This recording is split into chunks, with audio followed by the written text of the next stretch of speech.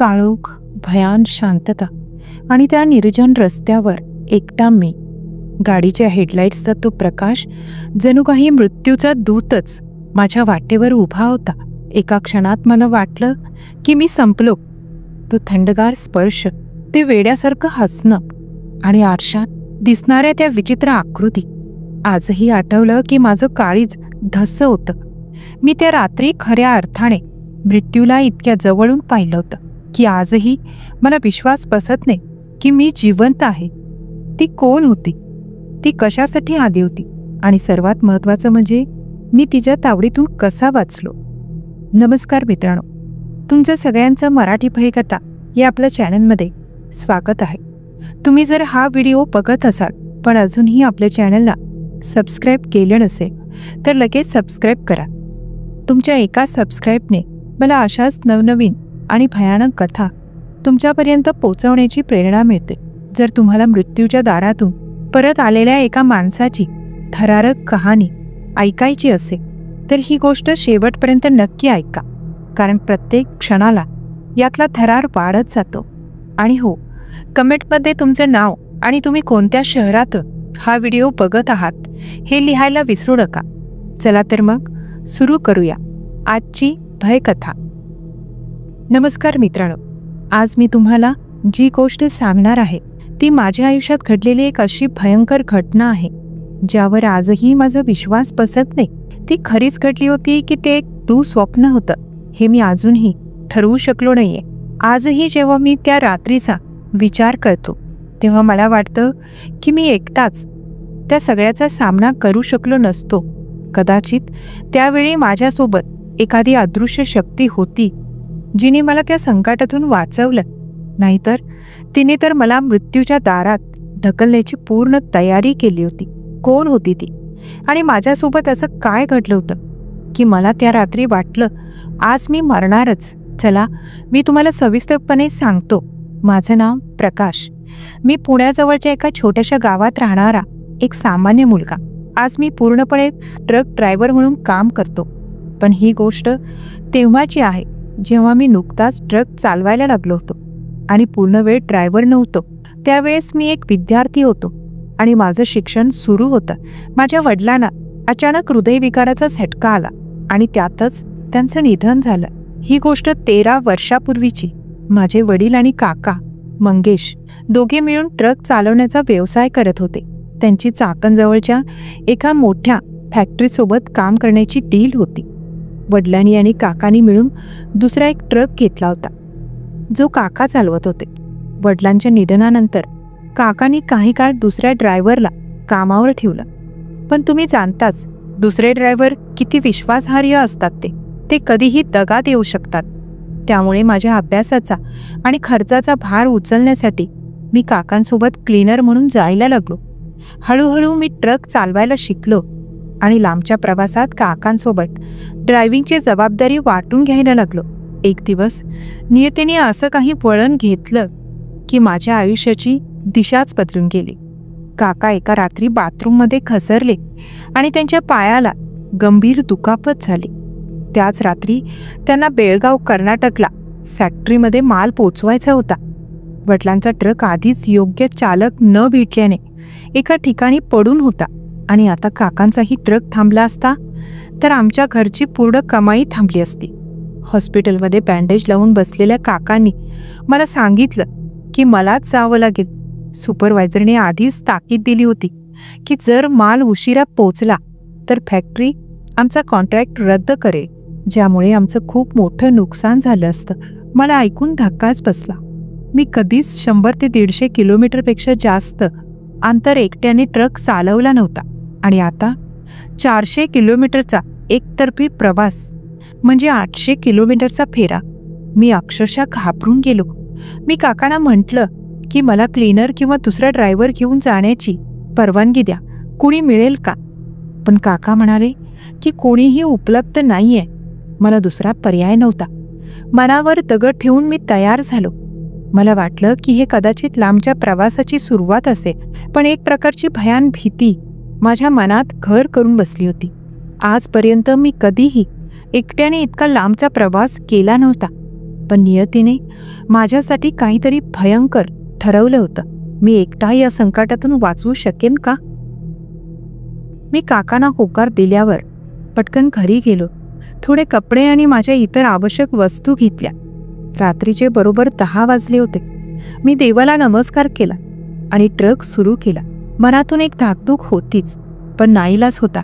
सुरुवातीचे 70-80 किलोमीटरचा प्रवास शांततेत झाला. रस्त्यावर तुरळक वाहने होती. शहराची दिव्यांची रोषणाई मागे पडत होती आणि वाटेत येणारे छोटे छोटे गावही आता अंधारात बुडून गेले होते. माझ्या ट्रकमधील FM वर जुनी गाणी लागली होती, जी त्या भयान शांततेला थोडीफार छेद देत होती. पण मनातली भीती काही कमी होत नव्हती. प्रत्येक वळणावर मला काहीतरी वेगळंच दिसेल असं वाटत होतं. काही वेळाने मी त्या परिचित जंगल सदृश्य भागात प्रवेश केला, जो आमच्यासाठी एक शॉर्टकट होता. दिवसा इथे इतकी भीती वाटत नसे, कारण दर 5 किलोमीटरवर छोटी छोटी वस्त्या किंवा गावं लागत असत. पण मध्यरात्री हा रस्ता अक्षरशः निर्मनुष्य आणि भयान वाटत होता. रस्त्याच्या दोन्ही बाजूला उंच दाट झाडं होती. त्यांची पानं वाऱ्याने सळसळत होती, जणू काही माझ्या कानात कुणीतरी कुजबुजत आहे. काळोख इतका दाट होता की ट्रकच्या हेडलाईट शिवाय दुसरं काहीच दिसत नव्हतं. हेडलाईटचा प्रकाश जेवढं अंतर कापत होता, तेवढंच समोरचं जग माझ्यासाठी अस्तित्वात होतं. बाकी सगळं गूढ अंधारात लपलेलं होतं. माझ्या मनात सारखे विचार येत होते. काका ठीक होतील ना? मला एकट्याने हे अंतर पार करता येईल ना? काही गडबड तर होणार नाही ना? मी साधारण 30 मिनिटे त्या रस्त्यावर होतो. वेळ मध्यरात्रीचा असेल. अचानक एका तीव्र वळणावर मला रस्त्याच्या मधोमध एक गाडी दिसली. ती एका गावाच्या 2-2.5 किलोमीटर पुढे होती. गाडी सरळ नव्हती, तर ती अर्धी रस्त्यावर आणि अर्धी रस्त्याच्या बाजूला कललेली होती. तिचे इंडिकेटर मात्र चमकत होते, जणू काही ती गाडी बिघडली आहे आणि मदतीची वाट पाहत आहे. हा सिंगल लेनचा रस्ता असल्याने मला पुढे जाण्याचा मार्ग नव्हता. मी अनेकदा हॉर्न वाजवला, पण गाडीतून काहीच प्रतिसाद आला नाही. आतमध्ये कोणीच दिसत नव्हतं. मला खूप राग आला. रात्रीच्या वेळी अशा निर्जन रस्त्यावर गाडी अशी का उभी केली असे, असा विचार करत मी स्वतःशीच काहीतरी पुटपुटलो. एक ट्रक तसाच चालू ठेवून मी खाली उतरलो. माझ्या मनात आलं, काय आहे हे? कोणी असेल तर मदत करूया, नाहीतर पुढे निघूया. गाडीच्या हेडलाईट्स चालूच होत्या, पण आतमध्ये कोणीच नव्हतं. गाडीच्या पुढचं बोनेट पूर्णपणे दबलेलं होतं, जणू काही ती एका मोठ्या अपघातातून बाहेर पडली होती. पण मला एक गोष्ट खटकली. गाडीची विंडशील्ड आणि इतर सगळ्या काचा पूर्णपणे शाबूत होत्या. इतक्या मोठ्या अपघातानंतर काचा फुटल्या नसत्या तर हे कसं शक्य आहे? मला ते खूपच विचित्र वाटलं. ती गाडी फारच जुनी होती. इतकी जुनी की मी ती गाडी रस्त्यावर कधी पाहिलीही नव्हती. जणू ती माझ्या वडिलांच्या काळातली गाडी असावी. कोणीतरी छंद म्हणून जुनी गाडी चालवत असे असं मी स्वतःला समजावलं. मी गाडीची तपासणी करत असताना रस्त्याच्या बाजूला जिथे गाडीचे हेडलाईट्स पडले होते, तिथून झुडपामध्ये काहीतरी सळसळल्याचा आवाज आला. एखादा रानटी प्राणी असे, मी विचार केला. मनात थोडी भीती निर्माण झाली, पण मी ती बाजूला सारली. मला आठवलं, ट्रकमध्ये ड्रायव्हरच्या सीट खाली एक लोखंडी सळी असायची, जी आम्ही सुरक्षिततेसाठी ठेवत होतो. मी हळूच मागे फिरलो, ट्रकजवळ गेलो आणि ती सळई काढली आणि आवाज आलेल्या दिशेने सावधपणे पुढे सरकलो. मी जे पाहिलं ते पाहून माझ्या हातातील सळई तिची पकड ढिली झाली. रस्त्याच्या कडेला साधारण 2-3 फूट खाली गवतात एक मुलगी पडली होती. ती अर्धवट शुद्धीवर असल्यासारखी वाटत होती. आपले डोके धरून हळूहळू कणत होती आणि अंग हलवत होते. मला वाटलं हीच गाडी चालवत असेल आणि तिचाच अपघात झाला असेल. तिला पाहून मनात दया निर्माण झाली. त्या क्षणी मला वाटले की मी एका जखमी माणसाची मदत करत आहे, पण माझ्यासोबत जे काही होणार होतं त्याची कल्पनाही मला नव्हती. ती मुलगी खरंच जखमी होती की काहीतरी वेगळं रहस्य होतं. मी त्वरित खाली उतरलो आणि तिच्या दिशेने गेलो. ती अजूनही गवतात पडलेली होती, डोके धरून कणत होती. मी तिला आधार देऊन हळूहळू वर उचलले आणि रस्त्यावर आणले. माझा हात तिच्या शरीराला लागताच मला काहीतरी विचित्र जाणवले. तिचा स्पर्श खूपच खडबडीत आणि तिचं शरीर बर्फासारखं थंडगार होतं. जणू काही ती जिवंत माणूस नाहीच, अपघातामुळे झालेल्या धक्क्याने आणि थंडीमुळे असे, असं मी स्वतःला समजावलं. माझ्या मनात अजूनही संशय नव्हता. मी तिला तिच्या गाडीच्या दिशेने घेऊन गेलो आणि ट्रकच्या हेडलाईटच्या प्रकाशात तिला गाडीत बसवले. त्या प्रकाशात तिचे स्वरूप स्पष्ट दिसले आणि ते पाहून मला धक्काच बसला. तिचा संपूर्ण चेहरा रक्ताने माखलेला होता. तिचा खालचा ओठ कापला जाऊन लोंबत होता आणि तिचं संपूर्ण शरीर रक्ताने भिजलेलं होतं. बहुतेक तिच्या डोक्यातून रक्त वाहत असावं. तिचे केस मोकळे असल्यामुळे नेमके रक्त कुठून येत होतं हे मला कळत नव्हतं. तिची अवस्था पाहून मला तिच्या वेदनांची खूप दया आली. तिला वाचवायला हवं असं मला वाटलं. मला आठवलं की माझ्या ट्रकमध्ये फर्स्ट एड बॉक्स होता. त्याने काही मदत होईल का असा विचार करत मी पटकन बॉक्स आणण्यासाठी ट्रककडे धावलो. फक्त 15-20 सेकंदात मी फर्स्ट एड बॉक्स घेऊन परत आलो. पण गाडीजवळ पोहोचल्यावर मला धक्काच बसला. ती मुलगी गाडीत नव्हती. मी पूर्णपणे गोंधळलो. इतक्या गंभीर अवस्थेत ती मुलगी इतक्या कमी वेळात गाडीतून कशी गायब झाली? ती तर स्वतःच्या पायावर उभं राहू शकत नव्हती. मी इकडे तिकडे पाहिलं पण ती कुठेच दिसली नाही.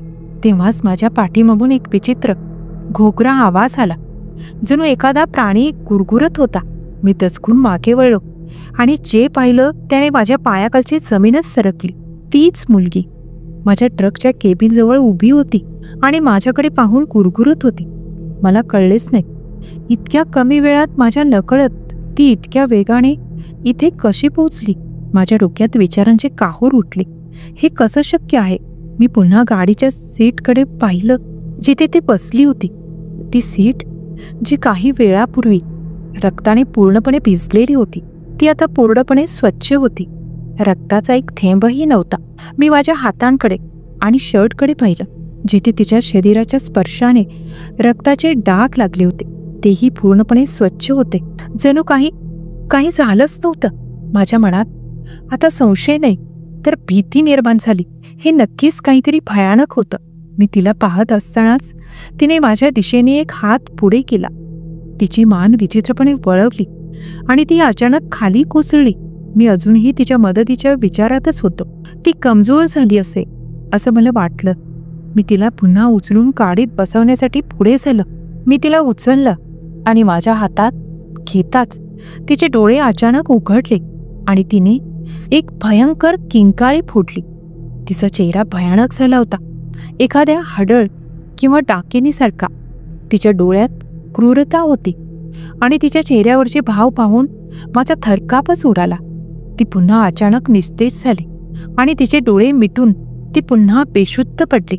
मी तिला जवळपास खालीच पाडली होती पण कसेबसे स्वतःला सावरत तिला पकडून ठेवलं. अपघातामुळे झालेल्या मानसिक धक्क्याने असं होत असे मी स्वतःला समजावण्याचा केविलवाणा प्रयत्न करत होतो. मी तिला पुन्हा गाडीच्या सीटवर बसवली. पुन्हा एकदा मी रक्तासाठी सीट तपासली पण पुन्हा काहीच नव्हतं. एकही रक्ताचा डाग नाही. तिने पुन्हा डोळे उघडले. तिच्या चेहऱ्यावरचे भयानक भाव आता गेले होते पण तिच्या ओठावरचे रक्त अजूनही ताजे होते. एवढ्या वेदनेतही तिने माझ्याकडे पाहून एक स्मित केलं. तिच्या त्या कापलेल्या ओठातून एक विचित्र काळ्या रंगाचा द्रव बाहेर येऊ लागला जो रक्तासारखा दिसत होता पण ते रक्त नव्हतं. ते पाहून मला भीती वाटली. हे थांबले नाही तर मी मरेन अशी चिंता मला वाटू लागली. मला अजूनही कळत नव्हतं की एवढ्या गंभीर जखमा असूनही ती जिवंत कशी आहे आणि ही जुनी गाडी अशा अवस्थेत का आहे. माझ्या मनात वाटणारी अस्वस्थता आणि भीती असूनही तिला मदत करावी अशी तीव्र इच्छा मला अजूनही होती. ती काहीतरी अस्पष्ट बोलण्याचा प्रयत्न करत होती पण तिच्या कापलेल्या ओठामुळे तिचे शब्द मला ऐकू येत नव्हते. तिने रक्ताळलेल्या हाताने रस्त्याच्या पुढे माझ्या ट्रकच्या हेडलाईटच्या प्रकाशात एका दिशेने इशारा केला. तिला त्या दिशेने मदतीसाठी जायचं होतं. कुठे मदत मिळेल मला नक्की माहिती नव्हतं पण मी तिला उचललं आणि तिच्या हाताने दाखवलेल्या दिशेने हळूहळू चालू लागलो. ती माझ्या आधाराने चालत होती. आम्ही पहिल्या वळणामागून पुढे गेलो जिथे माझा ट्रक आणि तिची गाडी होती. तिथून 100-150 मीटर पुढे असलेल्या दुसऱ्या वळणाकडे आम्ही जात होतो. तिच्या प्रत्येक हालचालीने आणि विचित्र वागण्याने माझं हृदय धडधडत होतं. पण मी तिला मदत करण्याचा मोह आवरू शकलो नाही. मी तिच्या जाळ्यात पूर्णपणे अडकलो होतो का? आम्ही दुसऱ्या वळणाजवळ पोचलो.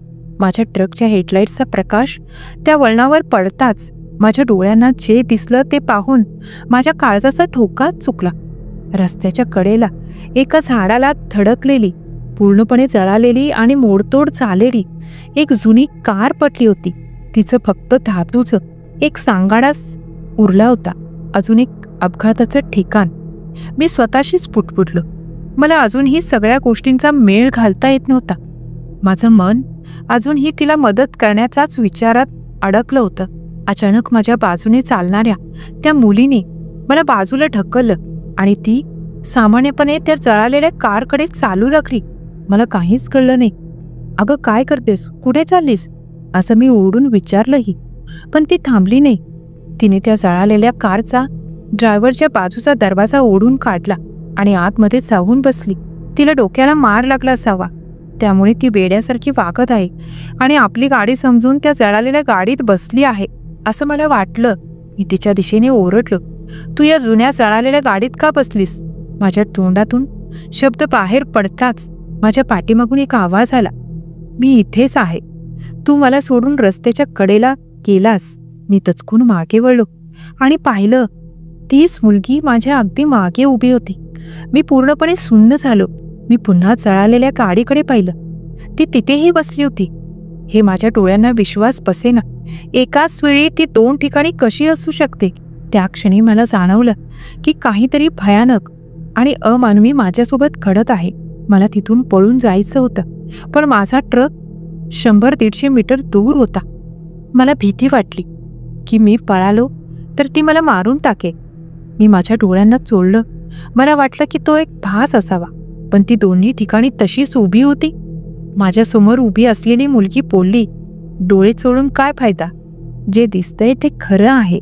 आणि मग तिने वेड्यासारखं हसायला सुरुवात केली. तिचं हसू ते निर्जन रस्त्यावर घुमू लागलं. माझ्या कानांच्या पडद्यांना भेदून आत जात होतं. त्याच क्षणी जळालेल्या गाडीत बसलेल्या मुलीने इतकी भयंकर किंकाळी फोडली की माझे केस अंगावर उभे राहिले. एक मुलगी हसत होती, दुसरी किंचाळत होती आणि दोन्ही एकच व्यक्ती होत्या. माझ्या डोक्यात नुसता गोंधळ सुरू झाला. मला माझा जीव वाचवण्यासाठी तिथून पळायला हवं होतं. मी स्वतःला सांगितलं, पळ प्रकाश पळ. मी झटपट वळलो आणि माझ्या ट्रककडे धावलो. मी माझ्या ट्रकच्या 15-20 पावलांवर पोचलो असेल तेव्हा मला तीच मुलगी पुन्हा दिसली. माझ्या ट्रकच्या केबिनजवळ ड्रायव्हरच्या बाजूच्या दरवाजाजवळ उभी होती आणि माझ्याकडे पाहून हसत होती. माझे पाय जागेवरच थबकले. मला वाटलं की आता संपलो, पण तेवढ्यात माझ्या डोक्याला एक जोरदार झटका बसला. मी पाहिलं तर ती मुलगी पहिल्या गाडीच्या, ज्या गाडीचं बोनेट दबलेलं होतं, ड्रायव्हरच्या सीटवर बसून रडत होती.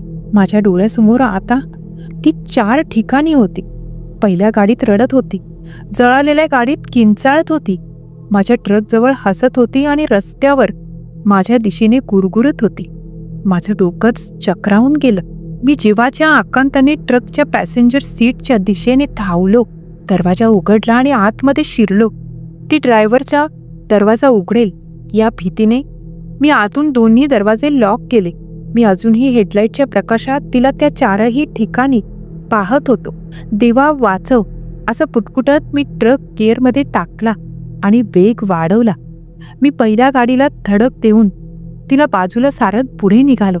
मला फक्त तिथून बाहेर पडायचं होतं. मी जसजसा पुढे जाऊ लागलो तसतशी ती मुलगी माझ्यासमोर 2 ठिकाणी दिसू लागली. मला माहीत होतं की ती जिवंत नाही. मी थेट तिच्या अंगावरून ट्रक चालवण्याचा प्रयत्न केला, पण ट्रक जवळ येताच ती गायब झाली. असं 2-3 वेळा झालं. मी वेड्यासारखा ट्रक पळवत होतो. मी दुसऱ्या वळणावरून पुढे निघालो तेव्हा मला माझ्या मागे एका गाडीचा हॉर्न ऐकू आला. मी माझ्या बाजूच्या आरशात पाहिलं आणि मला धक्काच बसला. तीच रक्ताने माखलेली मुलगी, ती पहिली गाडी, ज्या गाडीचं बोनेट दबलेलं होतं, चालवत माझ्या ट्रकचा पाठलाग करत होती. ती माझ्या मागे लागली होती. मी जीव खाऊन वेग वाढवला. पुढच्या 7-8 किलोमीटरवर असलेल्या गावात मदतीसाठी पोचण्याची मला घाई झाली होती. तेव्हाच मला एक विचित्र जड धातू घासल्यासारखा आवाज ऐकू आला. असा एखादा रोड रोलर धावत असे. मी ड्रायव्हरच्या बाजूच्या आरशात पाहिलं तर ती पहिली गाडी अजूनही दिसत होती. मी पॅसेंजरच्या बाजूच्या आरशातून पाहिलं आणि मला जे दिसलं ते पाहून माझ्या अंगावर अक्षरशः काटा उभा राहिला. माझ्या मागे आता 2 गाड्या लागल्या होत्या आणि त्या दोन्ही गाड्या तीच मुलगी चालवत होती. दुसरी गाडी ती जळालेली गाडी होती जी फक्त तिच्या धातूच्या रिम्सवर धावत होती आणि त्याचमुळे तो रोड रोलर सारखा आवाज येत होता. मला विश्वास बसेना. एक जळालेली इंजिन नसलेली गाडी इतक्या वेगाने माझा पाठलाग कशी करू शकते?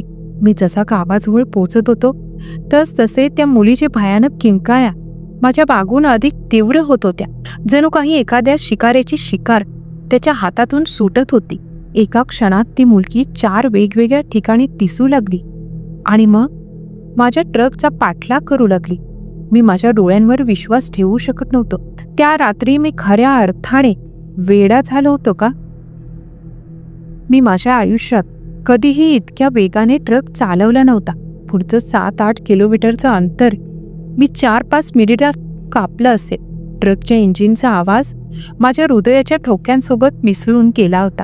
माझ्या डोळ्यात फक्त समोरचा रस्ता दिसत होता आणि काना तिचे भयानक किंकाळ्या घुमत होत्या. मला वाटलं की ती मला पकडणारच, पण तिसरा वळण पार करताच माझ्या मागून येणाऱ्या किंकाळ्या अचानक शांत झाल्या. मी आरशात पाहिलं, तिथे कोणीच नव्हतं. दोन्ही गाड्या गायब झाल्या होत्या. एक क्षण मला वाटलं की मी वेडा तर झालो नाही ना, पण माझ्या शरीरावरचे घाम आणि थरका हे खरं असल्याचं सांगत होते. मी अजून अर्धा किलोमीटर पुढे गेलो आणि मला दूरवर गावाचे दिवे दिसू लागले.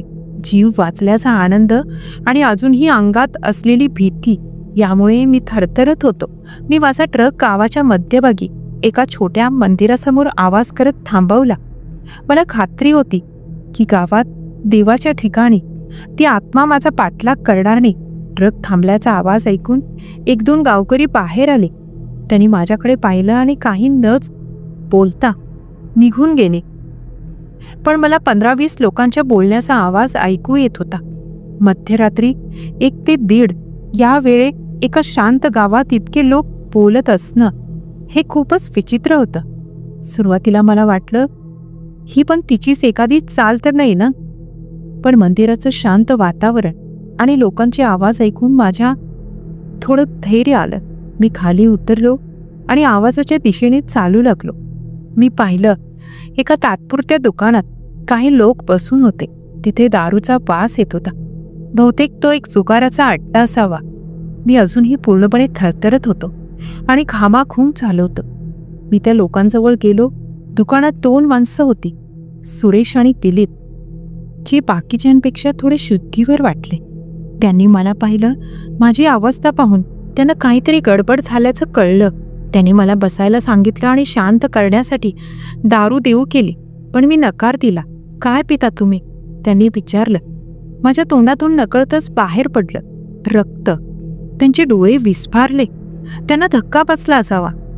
मी स्वतःला सावरलं आणि अडखळतच बोललो, ती माझं रक्त पिणार, ती मला मारून टाकेल. त्या लोकांना काहीतरी कळल्यासारखं वाटलं. त्यांनी मला बाजूला घेतलं आणि काय झालं ते विचारलं. मी त्यांना माझ्यासोबत घडलेला प्रत्येक क्षण, माझी भीती, तो पाठलाग सगळं सविस्तरपणे सांगितलं. मी बोलता बोलता रडू लागलो होतो. माझं बोलणं संपल्यावर त्यांनी एकमेकांकडे पाहिलं आणि सुरेश म्हणाला, आम्हाला माहीत होतं एक होणार. त्यांच्या बोलण्याने मला अजूनच धक्का बसला. ते म्हणाले की मी काही मोजक्या नशिबवानांपैकी एक आहे जो तिच्या तावडीतून वाचला आहे. त्यांनी मला पाणी दिलं. माझा घसा कोरडा पडला होता. पाणी प्यायल्यावर त्यांनी मला त्या रात्रीचं भयानक सत्य सांगितलं. 20 वर्षापूर्वीची ही गोष्ट. याच रस्त्यावर जवळच एका चित्रपटाचं शूटिंग सुरू होतं. रेणुका नावाच्या एका मुलीने, जी त्या चित्रपटात काम करत होती, तिच्या मित्राची गाडी घेऊन रात्री दारू पिऊन याच रस्त्यावरून जात होती. तिचं गाडीवरचं नियंत्रण सुटलं आणि ती या झाडावर आदळली. जिथे मी जळालेली गाडी पाहिली होती. अपघात होताच गाडीचा स्फोट झाला आणि तिला बाहेर पडायला वेळच मिळाला नाही. ती गाडीच्या आतच जळून खाक झाली होती. दुसऱ्या दिवशी सकाळी फक्त तिची हाडच सापडली होती. तेव्हापासून तिचा आत्मा या रस्त्यावर भटकत आहे. ती लोकांना मदत मागण्यासाठी रस्त्याच्या मधोमध गाडी थांबवते, अगदी तिच्या शेवटच्या क्षणांपर्यंत. तिला वाटतं की त्यावेळी कोणीच तिची मदत केली नाही, म्हणून आता ती रात्री या रस्त्यावरून प्रवास करणाऱ्या प्रत्येक माणसाकडून बदला घेते. ती लोकांना जळलेली गाडी अगदी सुस्थितीत आहे आणि त्यांचा पाठलाग करत आहे असं भासवते. ती फक्त त्या 2 वळणांच्या मध्येच लोकांना आपलं शिकार बनवते आणि तिसऱ्या वळणाच्या आधी म्हणजे गावाजवळ येण्यापूर्वी तिचा पाठलाग थांबवते. जर कोणी माणूस या तिसऱ्या वळणापर्यंत स्वतःला वाचवू शकला तर ती त्याला काहीही करू शकत नाही. पण याआधीच जर तो तिच्या तावडीत सापडला तर त्याला कोणीच वाचवू शकत नाही. याच सगळ्यामुळे गावकरी सूर्यास्तानंतर त्या रस्त्याने जाण्याची चूक करत नाही. त्या लोकांच्या तोंडातून हे सगळं ऐकून मला कळलं की ट्रक चालवताना मी जे काही पाहिलं ते सगळं काय होतं. माझ्या अंगावरचा काटा काही केल्या जात नव्हता. मी स्वतःला वाचवल्याबद्दल देवाचे आभार मानले. मी त्याच रात्री शपथ घेतली की यापुढे काहीही झालं तरी, कितीही वेळ लागला तरी मी या शॉर्टकटने कधीही रात्री प्रवास करणार नाही. फक्त हायवेनेच जाईन. त्या रात्री रेणुकाने मला मृत्यूच्या दारात ढकललं होतं, पण मी जिवंत परतलो. तिचा आत्मा आजही तिथे भटकत असे, तिच्या मदतीसाठी ओरडत असे आणि बदला घेण्यासाठी वाट बघत असे. तुम्ही कधी अशा रस्त्याने एकटे प्रवास करण्याची हिंमत कराल का? तर मित्रांनो, ही होती माझी रात्रीचा प्रवास. ही भयानक सत्यकथा. त्या रात्री माझ्यासोबत जे काही घडलं ते माझ्या आयुष्यात कधीही न विसरता येण्यासारखं आहे. आजही त्या रस्त्यावरून जाताना दिवसा जरी असलं तरी माझ्या अंगावर काटा येतो. रेणुकाचा तो भयानक चेहरा आणि तिच्या किंकाळ्या अजूनही माझ्या कानात घुमतात. त्या दिवशी मला कळलं की या जगात काही गोष्टी अशा आहेत ज्या आपल्या कल्पनेपलीकडच्या आहेत आणि काही आत्मा इतके संतप्त असतात की त्यांना शांती मिळत नाही.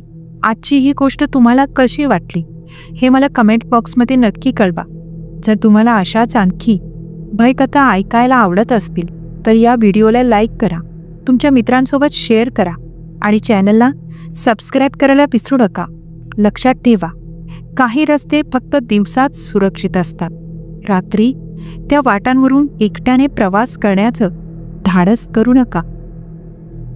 आता आपण त्या मित्रांकडे जाऊयात ज्यांनी आमच्या मागील कथेवर कमेंट करून आम्हाला पाठिंबा दिलात. तर प्रथम त्यांची नावे घेऊयात. पहिले म्हणजे निखिल रोहा रायगडहून, महेश अवताडे पुणेहून, हमीद शेख औसाहून, विभीषण लोखंडे धामणगाव जिल्हा बीडहून, अक्षय तांडेल उरण नवी मुंबईहून, पूजा राणे डोंबिवलीहून, आशा नांगरे, सतीश नांगरे व मनोहर नांगरे औंधा नागनाथ नांदेड मराठवाडाहून, योगेश पानगे अहिल्यानगरहून, छाया जाधव पुण्याहून, निखिल फडतरे कोरेगाव साताऱ्याहून, किशोर स्वामी लातूरहून, अशोक खंडागळे लातूरहून, प्रमोद कुलकर्णी धुळेहून, जयवंत सिरसेकर भांडूप पश्चिम मुंबईहून, सुलोचना पाटील कल्याण मुंबईहून, मनोज सर बिबवेवाडी पुणेहून, अक्षय ताकतोडे रिसोड वाशिमहून, दीपाली लोहार साताऱ्याहून, प्रचिती गावडे कल्याण मुंबईहून, अरुण सोनवणे सातपूर नाशिकहून, भावेश सोनार जळगावहून, अनिरुद्ध रामभाऊ कासारे घाटनांदूर आंबेजोगाई बीडहून, संगीता ढोले शिरपूर धुळेहून, पुष्पा देशमुख लखमापूर दिंडोरी नाशिकहून, गोरख भानदुर्गे नाशिकहून, विभीषण लोखंडे धामणगाव बीडहून, वैभवी पडवळ ठाणेहून, गजानन वोमावार राहणार घुगुस जिल्हा चंद्रपूरहून, अवधूत भंडारे परभणीहून, गडाई यादव पाटण बोरी जिल्हा यवतमाळहून, किशोर स्वामी लातूरहून, गजानन हिंगणे चंद्रपूरहून, विवेक खेडेकर जोगेश्वरी मुंबईहून, अर्चना खोचरेकर घाटकोपर मुंबईहून, सुवर्णा लोहकरे पनवेलहून, पांडुरंग काशीत सुरत गुजरातहून, हरिश्चंद्र जाधव गोरेगाव मुंबईहून, अशोक खंडागळे लातूरहून, आणि आता त्या सर्व मित्रांची नावे ज्यांनी आपल्या गावाचे नाव नाही सांगितले. पहिले म्हणजे कुमुद ढाकुळकर, सचिन गायकवाड, विजया लोंढे, रुपेश कदम, विशाल पारवे, पंकज शिर्के, विशाल हडप, राजेंद्र डोयाले, पंडित गायकवाड आणि शेवटी शिवाजी चव्हाण. लवकरच भेटू एका नवीन थरारक कथेसह.